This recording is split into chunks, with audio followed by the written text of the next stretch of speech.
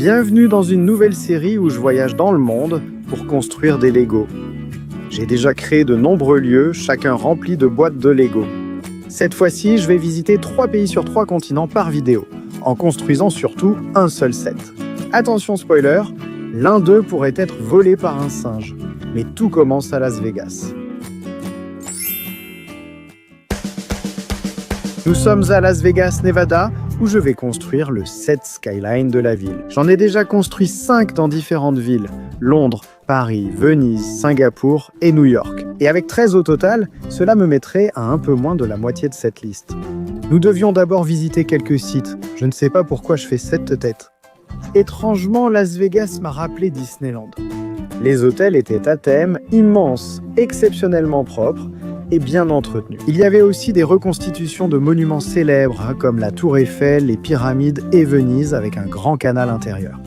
Un hôtel proposait l'attraction Big Apple des montagnes russes à New York, ce qui était très amusant. Il y avait des spectacles du Blue Man Group et du Cirque du Soleil, mais j'avoue m'être endormi à cause des fauteuils confortables et du décalage horaire. Des spectacles d'hôtels comme les fontaines du Bellagio ou le show étrange du Caesar Palace. Notre hôtel, le Flamingo, avait de vrais flamants roses, se prélassant dans la fontaine pour fuir la chaleur du désert. C'était un peu comme Disneyland. Nous avons visité l'Omega Mart, que j'ai filmé en format vertical sans raison. Un supermarché artistique insolite avec produits étranges, pièces cachées et passages secrets. Et nous avons vu un spectacle à la Sphère par l'un de mes réalisateurs préférés, Darren Aronofsky. La Sphère elle-même était vraiment impressionnante, composée de 1 200 000 panneaux LED affichant des choses vraiment étranges. Que se passe-t-il? La nuit, tout s'animait avec la lumière, oserais-je dire. C'était presque aussi impressionnant que les illuminations de Blackpool. Il y avait 100 fois plus de monde et la Sphère était incroyable. Oh non, elle refait ce truc bizarre de chat. Les hôtels et les timelapses étaient incroyables. Ce que je préfère à Las Vegas, c'est l'absence de singes. Attention présage, attention présage. D'accord, c'est l'heure de ces vidéos que j'appelle les quêtes secondaires. Visitez le Grand Canyon. Nous étions à l'avant de l'hélicoptère qui a décollé sous le ciel bleu du désert du Nevada. Voir ce paysage depuis les airs était incroyable. C'est très différent du Royaume-Uni, c'était fou de voir à quel point c'était aride et infini. Nous avons vu le fleuve Colorado serpenter à travers le terrain accidenté et aperçu le barrage Hoover d'en haut, ce qui m'a ravi, ne sachant pas que nous le survolerions. On devine que je n'ai pas réservé ce voyage. Construit il y a près d'un siècle, le barrage porte le nom du président Herbert Hoover. Il mesure 221 mètres de haut et contient plus de 3 millions de mètres cubes de béton. C'est énorme et j'ai vraiment pu apprécier son immensité depuis les airs. J'étais ravi de voir cela. Nous allions maintenant traverser la frontière de l'État pour entrer en Arizona, et après avoir survolé le lac Mead, nous pouvions enfin apercevoir le canyon au loin. Ce compteur qui clignote, c'est mon excitation. Bien vite, la vaste lande a laissé place à des pentes spectaculaires, et ça c'était impressionnant. Le canyon a été creusé par la rivière Colorado pendant des millions d'années, chacune étant clairement documentée dans les couches de roches sédimentaires. Quelqu'un de plus intelligent saurait mieux l'expliquer, mais voici un schéma trouvé sur Internet. Quoi qu'il en soit, c'était impressionnant. Je doute que ces images reflètent vraiment l'ampleur et la majesté de ce qui était devant nous. Le paysage était différent de tout ce que j'avais vu auparavant, alors que nous nous enfoncions dans près d'1 kilomètre de profondeur dans la topographie du West Rim. Nous volions à l'intérieur même du canyon, et bientôt nous allions atterrir. Nous venons d'atterrir au Grand Canyon. Et il fait une chaleur étouffante. Le sol était tellement chaud, en fait, je pouvais le sentir à travers mes chaussures, que j'ai réalisé plus tard avoir partiellement fondu. Mon téléphone affichait constamment cet avertissement de température. Moment incroyable pour moi. Je suis très heureux d'être ici. Désolé pour la crème solaire sur ma caméra frontale, je plisse les yeux parce que j'en ai aussi mis dans mes yeux. Mais rien ne pouvait enlever à ce moment la magnificence pure de la vue devant nous, le Grand Canyon. Je ne sais pas comment l'exprimer. J'exagère souvent, mais c'était vraiment l'une des choses les plus spectaculaires que j'ai vues. Puis nous sommes remontés dans l'hélicoptère. Tu sais que ça va être inclus? Non, ce n'est pas le cas. Si ça l'est. Et j'ai décollé au-dessus du bord, ce qui était, il faut l'admettre, légèrement extrêmement terrifiant. Aussi soudainement que cela avait commencé, le canyon a laissé place à un désert plat et nous reprenions la route vers Las Vegas. Bon, j'ai assez bavardé, je devrais probablement construire des Lego maintenant. Le stop motion reste imprévisible dehors à cause de la lumière, surtout au lever du soleil. Mais le décor était charmant. Il y avait le panneau de Vegas lui-même, l'hôtel Bellagio avec ses fontaines, l'hôtel Luxor et son sphinx, l'hôtel Wynn que j'ai trouvé plutôt banal et un choix étrange. La stratosphère et Fremont Street. Comme je l'ai dit, c'est la 6e ligne d'horizon que je construis dans le monde, une excellente façon de conclure Las Vegas avant de passer à la 7e. À Berlin avec Dan, nous avons 2 ensembles à construire. Une ligne d'horizon et la porte de Brandebourg, alors nous avons décidé de commencer tout de suite. J'adore ces ensembles, parfait pour découvrir une ville grâce au livret d'instructions qui sert aussi de guide. Je vais le construire en haut de la tour de télévision, haute de 368 mètres, avec sa plateforme d'observation en forme de boule au-dessus de la moitié. C'est fou de voir comment quelque chose peut être construit dans les années 1960 et pourtant sembler encore si futuriste. Nous avons pris l'ascenseur, admiré la vue, repéré 3 autres monuments, puis trouvé une table pour commencer. Comme d'habitude, c'était incroyablement original de construire un bâtiment à l'intérieur du vrai bâtiment. Même si malheureusement, il y avait un peu trop de contre-jour pour prendre des photos du résultat ici. Donc j'allais descendre là-bas, mais j'ai été distrait par quelque chose dans le hall. Regardez ça, ils ont tout Berlin construit en Lego. Le Reichstag et la porte de Brandebourg sont curieusement copiés, brique par brique, du coffret Skyline. Bref, c'est mieux comme ça. Oups. Le mur de Berlin divisait autrefois la ville en 2. On en voit encore des vestiges aujourd'hui. J'ai même acheté un soi-disant morceau authentique en souvenir, malgré mes doutes. Ensuite, il y avait le Reichstag, immense bâtiment abritant le Parlement allemand, et sa célèbre coupole de verre. La colonne de la Victoire, avec ses 285 marches en spirale, offre une autre vue sur la ville. Je ne comprends pas pourquoi la tour Deutsche Bahn a été incluse, ni pourquoi elle a une couleur différente. Puis il y a eu la tour de télévision suivie de la porte de Brandebourg qui possède son propre ensemble. Nous y reviendrons plus tard. En attendant, nous avons visité d'autres monuments de Berlin. Évidemment, c'est un endroit avec une histoire vraiment sombre et marquante. Et il y avait des rappels de cela partout. Mais la ville offre aussi de nombreuses choses uniques et insolites. Ces panneaux ici changent, je ne sais pas exactement pourquoi, parce que les endroits ne bougent pas. Oh, c'est cool. Les plaques d'égout montrent des monuments de Berlin. Le Reichstag, la tour de télévision, la porte de Brandebourg et la colonne de la Victoire. C'est vraiment génial. Les passages piétons en Allemagne ont ce personnage appelé Ampelmann, qui vous indique quand il est sûr de traverser. Si c'est rouge, vous ne pouvez pas, mais si c'est vert, vous pouvez traverser. Quel timing! Une boutique entière est consacrée à Ampelmann, proposant t-shirts, bonbons, pâtes, canards, miel, peluches, chaussettes et boules à neige. Prêt pour celle-ci? Des morceaux du mur de Berlin ornés d'Ampelmann. Un autre personnage populaire introduit la quête secondaire de ce chapitre. Trouvez les ours buddy de Berlin. L'emblème de Berlin est un ours présent sur le drapeau et on voit souvent un ours posé avec les touristes près de la porte de Brandebourg. Bien que je sois presque sûr que c'est un humain dans un costume. Cependant, un ours s'est imposé comme icône. Buddy Bear, des centaines de ces statues sont réparties dans la ville. J'en ai repéré un là-bas.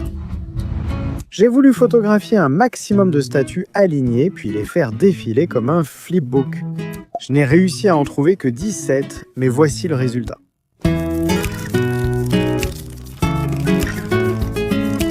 C'est cool, je suis juste content que ce soit des ours, pas des singes. Attention, présage, attention, présage.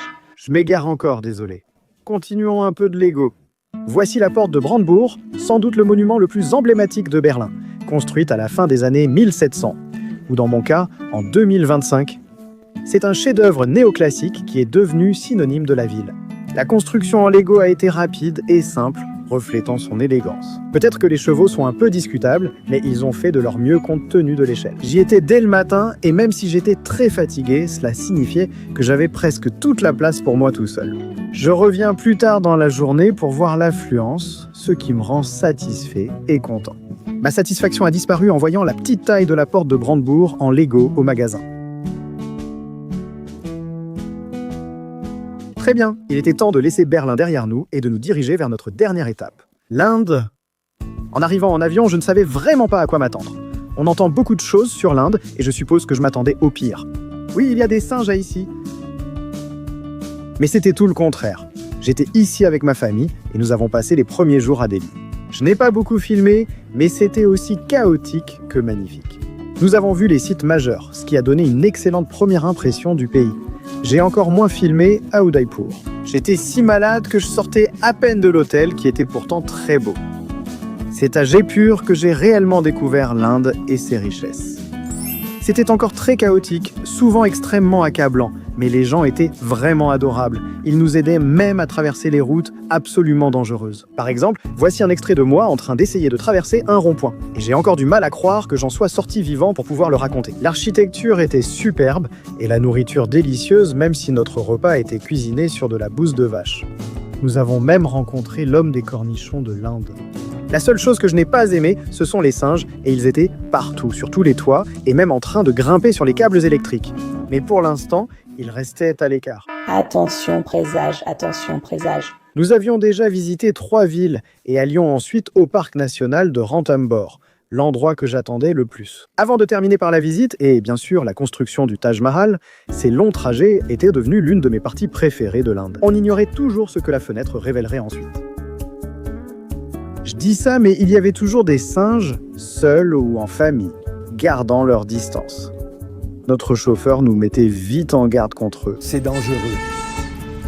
Ils peuvent parfois sauter dans la voiture. Il y avait toujours quelque chose à regarder. Je ne me suis pas ennuyé une seule fois. Le temps a filé et sans que je m'en aperçoive, nous étions déjà à Ranthambore. Ce qui m'amène à la dernière quête annexe. Voir un tigre sauvage. Nous étions dans un lodge de safari si chic que la reine y a séjourné dans les années 1960. C'est sans aucun doute l'un de mes endroits préférés où j'ai séjourné. Ce lodge est incroyable, alors je vais vous faire visiter. Voici la pièce principale. J'ai une cheminée, un bureau, un joli lit et un canapé. Un balcon qui donne sur le reste du lodge. Par ici, c'est la salle de bain, me voilà. Bonjour, 2 lavabos. J'ai, je suppose, une coiffeuse. Ici, il y a des toilettes avec un jet pour les fesses, charmant, puis la baignoire et une douche. Regardez ça. Alors, regardez, les arbres à l'extérieur de la chambre sont remplis de chauves-souris endormies.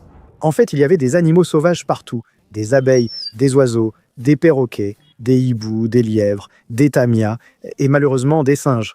Et ça, c'était juste à l'hôtel. Le matin, on se levait à l'aube pour partir en safari, espérant apercevoir un tigre sauvage.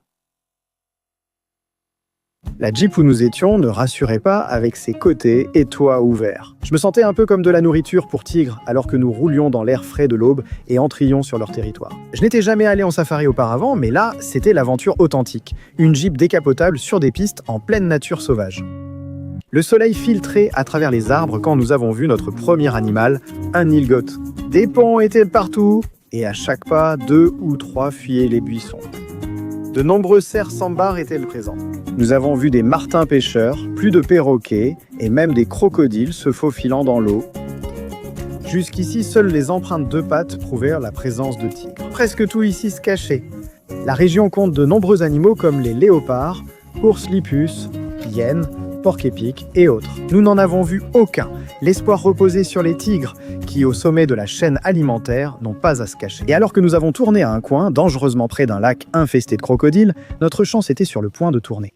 Le premier tigre est là, le deuxième est là.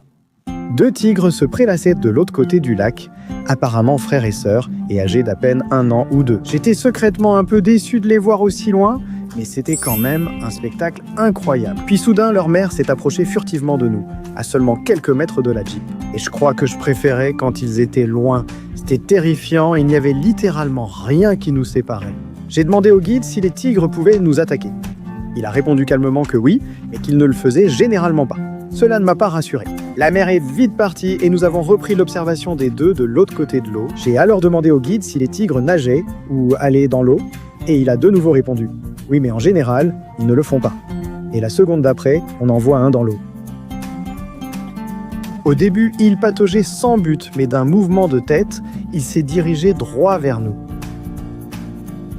Il est remonté sur la berge très près, puis a marché 5 ou 10 mètres de la Jeep avant de s'asseoir. J'espère que cette photo montre à quel point nous étions près d'un tigre sauvage, sans rien entre nous. Il a regardé vers nous, mais comme le guide l'avait dit, il n'était pas intéressé. Peut-être que je n'avais pas l'air assez appétissant, mais je ne vais certainement pas m'en plaindre. C'est alors que nous avons vu l'autre tigre émerger de l'eau à quelques mètres. Les frères et sœurs se sont salués, puis se sont séparés. Je pense que c'est plus facile de chasser les humains comme ça. Pour être honnête, ils ne se souciaient vraiment pas de nous, qui flânions paresseusement le long de la berge. Ils ne faisaient pas attention à ces oiseaux, ou leur danse défensive effrayait peut-être le tigre. L'expérience était incroyablement surréaliste. Être si près d'un animal sauvage aussi grand et magnifique. C'était le meilleur moment du voyage. Je me sens très chanceux de l'avoir vécu et je ne l'oublierai jamais. Bon, il était temps de construire le Taj Mahal et je ne sais pas si vous avez vu mes indices subtils, mais ça ne s'est pas passé comme prévu. Le Taj Mahal est dans un complexe fermé où rien n'est autorisé à l'intérieur. Malheureusement, je ne pourrai pas construire le set Lego sur le site du monument. Tant pis, je le ferai ici, au Lodge Safari. Vous expliquer, puis filmer la vraie chose plus tard. Aussi, quand je construis ces sets, parfois je filme un time-lapse comme je l'ai fait à Berlin, parfois je filme un montage cliquetant comme je l'ai fait à la Statue de la Liberté. Parfois je le filme en stop-motion comme avec le set de Las Vegas. Je construis d'abord le set hors caméra, puis je filme les prises nécessaires avant de le démonter et d'inverser la séquence pour simuler sa construction automatique. Et c'était le plan avec le Taj Mahal, je l'ai construit la veille au soir hors caméra, puis dès le matin je l'ai filmé sur mon balcon avant d'aller au vrai Taj Mahal. Un plan plutôt solide. Je ne savais pas encore que ça allait tourner à la catastrophe. Le matin est arrivé avec le cri des chauves-souris frugivores, et juste au moment où j'avais installé mon trépied, un singe est apparu et m'a immédiatement sauté dessus. Permettez-moi de vous rappeler cette image juste ici, c'est le visage du mâle à l'état pur. J'ai attrapé une chaise pour me défendre, j'ai un peu dansé avec lui en cercle pour tourner, et j'ai réussi à rentrer sain et sauf dans ma chambre et à fermer la porte. Il n'était pas content de ça. Comme je l'ai dit, c'était une chambre d'hôtel vraiment très belle. Et je suis sûr qu'il ne voulait rien de plus que de la retourner de fond en comble, cherchant tout ce qu'il pouvait voler. Oh mon Dieu, pourquoi sont-ils comme ça? Oh, je n'aime pas ça du tout. J'ai rencontré des singes partout dans le monde, et ils sont essentiellement les mêmes partout. Au mieux, ils vous voleront, comme je l'ai vu arriver à des touristes en Indonésie, ou peut-être qu'ils feront même pipi sur vous, comme cela m'est arrivé personnellement au Maroc.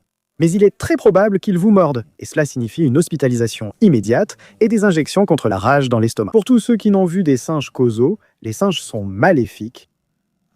Ils veulent leur voler vos affaires et mordent. Regardez leurs dents. Mon Dieu.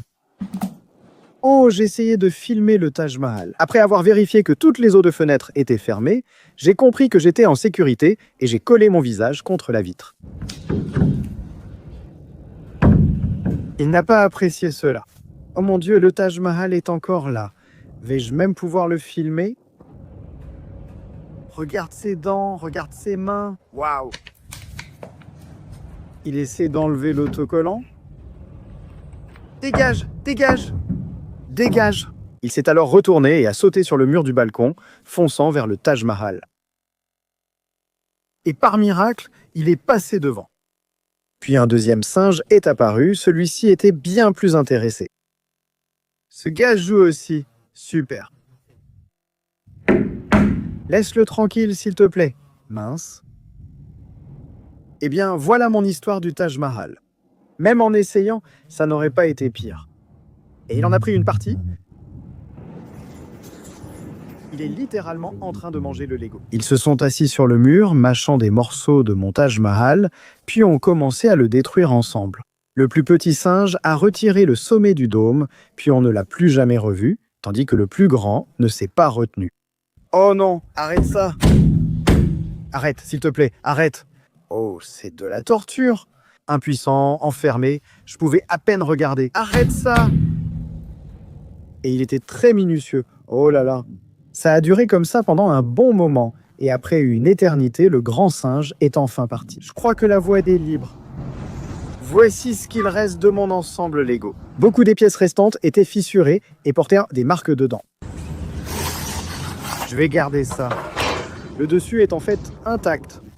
Oh, ils ont évidemment fait caca. Ils se moquent de moi.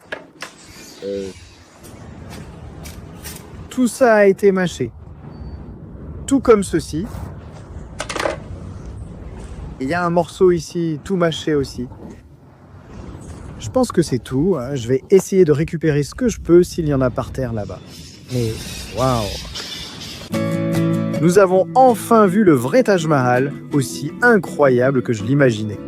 Un grand monument à l'amour éternel. C'était la façon parfaite de conclure l'Inde et avec elle, une aventure sauvage et imprévisible. J'ai adoré chaque minute de cette aventure, enfin presque chaque minute, et j'espère vraiment que vous avez apprécié cette vidéo. J'espère que ces vidéos de voyage sortiront tous les 2 ou 3 mois. Rendez-vous en Égypte, à Philadelphie et en Islande.